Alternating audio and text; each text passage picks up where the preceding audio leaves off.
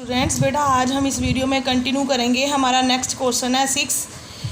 A 1.5 metre tall boy is standing at the some distance from a 30 metre tall building. Means बेटा आपने statement को ध्यान से देखना, वो क्या कह रहा है कि 1.5 मीटर टाल बॉय, हम यहाँ पर लेंगे 1.5 metre tall boy, this is standing at the some distance, किसी डिस्टेंस के from a 30 metre tall building, 30 metre tall building के सामने ये व्यक्ति खड़ा है जिसकी हाइट कितनी है 1.5 मीटर।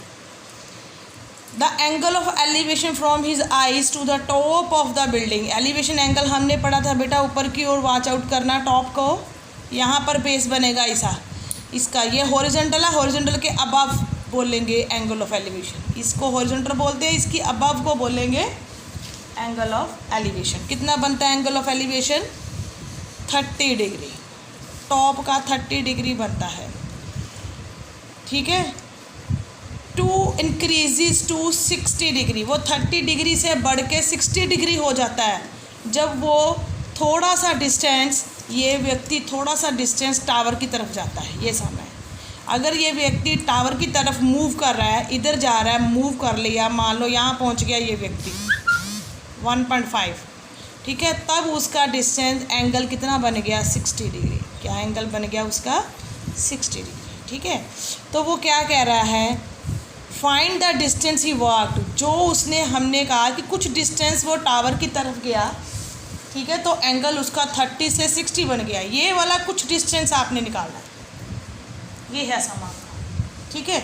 अब इस कुछ डिस्टेंस को हम क्या मान लेंगे x। ये जो ए बी है वो क्या है टावर, जो भी आपने बनाया उसको ज़रूर लिखना है, ये C है, ये D है, ऐसे लिख लो। आप लिखेंगे A B is a tower, जो बनाया उसको ज़रूर राइट डाउन करना है। आपका 30 मीटर आ गया, यहाँ पर E ले लो, CD ले लो, E ले लो, यहाँ F ले लो। चलो ये जो आपका CD है वो क्या है मैन, CD की वैल्यू क्या है आपकी 1.5। अगर आपका CD 1.5 है, ध्यान से देखो ये भी 1.5 ही आएगा, तो यहाँ तक जाएगा, ये 1.5 आएगा। CD is equal to FB 1.5। तो आपकी वैल्यू अगर AF निकालना हो, आपने इसकी वैल्यू निकाल लेनी बीच में से। AF क्या आएगा, ये पूरा आपका 30 है, ये पूरा 30 है, दिख रहा है ना, ये पूरा आपका क्या है। देखिए बेटा अगर आपकी फिगर बन गई तो समझ लो आपका सम हो गया। अगर ये टोटल 30 है तो AF की वैल्यू आपकी 1.5 माइनस कर देंगे तो 28.5 आ जाएगा, ठीक है। ये डिस्टेंस कितना चला वो x लिया, यहाँ से लेकर कितना चला वो हम मान लेते कोई y है, ठीक है। अब इस चीज़ को आपने भूल जाना है, ठीक है, बस इस ट्रायंगल्स को नोट डाउन करना है, ADF ACF, दो ट्रायंगल दिख रहे हैं ना बेटा, बस इसी के अकॉर्डिंग हमने चलना है। इस हम में सबसे पहले लेंगे यहाँ पर इन ट्रायंगल A, ये देखो बेटा इन ट्रायंगल AFE है ना, ट्रायंगल AEF, ठीक है। दूसरा ट्रायंगल एक AEF है, 90 डिग्री के साथ ही लेना हमेशा, दूसरा लेना ACF।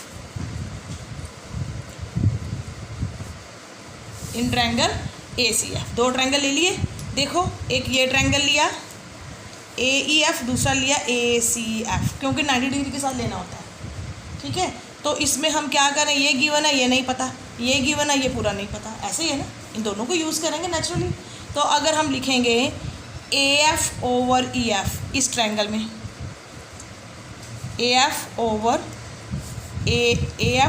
EF नहीं लिखना, 28.5 ओवर 20 y लिख दो, चाहे 28.5 ओवर y लिख दो। अगर आपको AF OF नहीं नज़र आता ना तो कोई बात नहीं, आपको पता है ये 28.5 है, ये कितना है y है, आप लिखो 28.5 over y is equal to क्या बन रहा है, ये परपेंडिकुलर ओवर बेस, क्या बन रहा है वो आप मन में सोचो, परपेंडिकुलर बेस बन रहा है, ये आपका आएगा टेंजेंट 60 डिग्री, ठीक है। 28.5 y आपका ऊपर चला गया, टेंजेंट 30 की वैल्यू √3, टेंजेंट 30 की वैल्यू क्या आ गई √3। इसको करके रखो अभी, ठीक है। सिमिलरली इधर करेंगे ACF में क्या आएगा, एक तो 28.5 है, नीचे क्या आएगा, y नहीं आएगा, ये पूरा आएगा x जमा y, ये पूरी है ना बेस। अगर इस ट्रायंगल की बात करेंगे, ऊपर लिखना है कौन सा ट्रायंगल चल रहा है, अगर इस ट्रायंगल की बात करेंगे ये परपेंडिकुलर, ये पूरा बेस है, ठीक है। तो इस बेस में क्या आएगा आपका x + y perpendicular over base. तो क्या है ये भी tan 30 डिग्री, ये भी क्या है आपका tan 30 डिग्री। 28.5 x + y आपका ऊपर मल्टीप्लाई हो गया। tan 30 की वैल्यू क्या है 1/√3, tan 30 की वैल्यू क्या है 1/√3। यहाँ से y निकाल लेते हैं क्योंकि यहाँ पर y फिल करेंगे, x तो है नहीं, y आ गया, ये वैल्यू वहाँ यहाँ फिल करेंगे, ठीक है। तो आपका आएगा 28.5 x प्लस यहाँ वैल्यू क्या लगाएंगे 28.5/√3, साथ में क्या है 1/√3, ये √3 ऊपर ले जाओ इधर, ठीक है। तो आपका आ गया 28.5 × √3, यहाँ पर आ गया आपका x प्लस 28.5/√3। बस कैलकुलेशन का मेथड है, अगर आपको कैलकुलेशन आ गई 10th क्लास में तो आपकी 10th क्लास हो गई बस, ठीक है। बस आपने x की वैल्यूज निकाल लो सॉल्व करके, ठीक है। x की वैल्यू कैसे निकालेंगे, पहले 28.5 यहाँ से कॉमन है, यहाँ पर आएगा √3 - 1, नीचे आया √3, पहले इसको बाहर ले लिया, थोड़ा इजी बना लिया, वो आपकी चॉइस है, जैसे मर्जी आप सॉल्व करिए आप इसको। ये आएगा 3 - 1, √3 हो गया ना एक यहाँ पे, तो ये आ गया 28.5 2/√3, बस, ठीक है। अब √3 नीचे नहीं होता, इसको रैशनलाइज कर दो, नहीं करना आप करना पड़ेगा आपको, इसको सॉल्व करना आगे। 28.5 2/√3, नीचे रैशनल नंबर नहीं होता, इसको √3 से मल्टीप्लाई कर दिया तो आप इसको सॉल्व कर देंगे, ठीक है। सॉल्व करके ही आपका आंसर आएगा। ये क्या आ जाएगा आपका, जितना x डिस्टेंस कवर किया, जितना x डिस्टेंस कवर किया, इस तरह से सम करने बेटा आपने 2 ट्रायंगल्स वाले। हाँ जी बेटा, नेक्स्ट देखिए, from A point on the ground, अच्छे से देखिए ये चीज़, दोबारा इस लाइन को पढ़ना आपने। From A point on the ground मतलब एक ग्राउंड पे एक पॉइंट है, वहाँ से आपने एंगल ऑफ एलिवेशन देखना है, किसका, bottom and the top of the tower, मतलब कोई टावर है उसका बॉटम भी देखना है, उसका टॉप भी देखना है, लेकिन वो कहाँ पर है फिक्स्ड, 20 मीटर हाई बिल्डिंग के ऊपर, ठीक है। तो इसका मतलब वो टावर कहाँ पर फिक्स है, ये आपकी 20 मीटर हाई बिल्डिंग हो गई, देखो ध्यान से, इसके ऊपर टावर फिक्स हो गया, 20 मीटर हाई बिल्डिंग के ऊपर टावर फिक्स्ड है। From A point on the ground, ground तो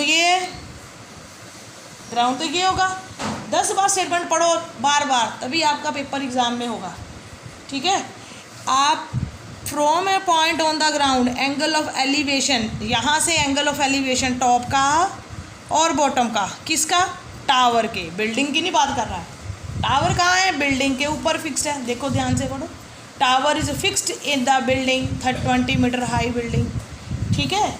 और ये एंगल टॉप का, ये आपका टावर है, एंगल टॉप का और एंगल बॉटम का, किसका, टावर का, क्या बन रहा है, एंगल, क्या लिखा है बेटा, अच्छी तरह से रीड करो, आपका 60 और 45, ठीक है। बॉटम का 45 बोल रहा है, बॉटम ये है, टॉप आपका 60 है, टॉप का ये बोल रहा है 60, बस टावर की हाइट निकालो, ये क्वेश्चन, ठीक है।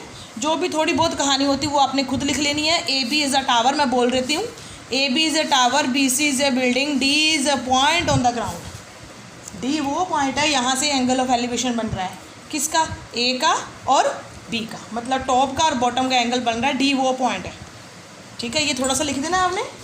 उसके बाद आपने 2 ट्रायंगल कंसिडर करने हैं, देखो ध्यान से, एक ये ट्रायंगल, एक ये ऊपर वाला ट्रायंगल, 90 डिग्री के साथ ही लेना है और ये एंगल के साथ होना चाहिए, ठीक है। मैं सिर्फ ट्रायंगल से बातचीत करूँगी आपकी। एक ट्रायंगल है ACD एंड दूसरा ट्रायंगल है दूसरा है BCD। ACD हो गया एक ट्रायंगल, दूसरा ट्रायंगल कौन सा है? BCD। ठीक है, दोनों केस में देखिए जब आप लेंगे ACD, इसमें तो पूरी आएगी परपेंडिकुलर, क्योंकि इस ट्रायंगल की इस एंगल की बात चल रही है। एलिवेशन 60 बनेगा, तो ये क्या आएगा? पूरा परपेंडिकुलर। इस परपेंडिकुलर में क्या है? टावर की हाइट h ले लो। इस परपेंडिकुलर में क्या है? एक तो 20 है, दूसरा क्या है? h। ये पूरा 20 + h आएगा, ऐसे आएगा ना। ठीक है, इस ट्रायंगल में क्या आएगा? 20 + h, ये पूरा 20 + h है। बेस आप x ले लो, बेस क्या आएगा? x। क्या बन गया ये? एंगल के सामने परपेंडिकुलर, एंगल के साथ बेस, परपेंडिकुलर और बेस क्या बन गया? tan 60। ठीक है, यहाँ लिखना आप लिख सकते हो AC/DC, वो आपकी चॉइस है। ठीक है, तो यहाँ पर 20 + x आपका ऊपर चले गया, tan 60 की वैल्यू आई √3। अभी इसको छोड़ देते हैं।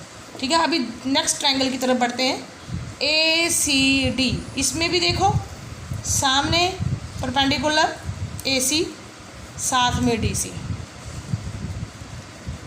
यहाँ क्या है? सामने 20, साथ में क्या है? x। क्या आएगा? tan 45 degree. Tended over P/B।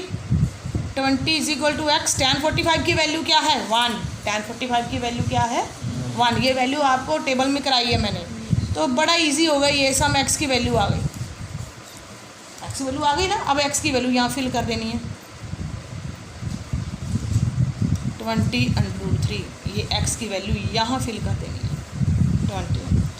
तो यहाँ से आपका क्या आ जाएगा? h अगर निकालना है 20√3 - 20, h की वैल्यू आ गई 20√3 - 1। यही आंसर आपका। अगर एग्ज़ाम में बाय चांस ये आपका 20 हमने बाहर लिया, √3 - 1 आया, अगर एग्ज़ाम में वैल्यू दी होगी कि यूज़ √3 = 1.73 समथिंग 2, तो फिर आपने वैल्यू फिल करनी यहाँ पर।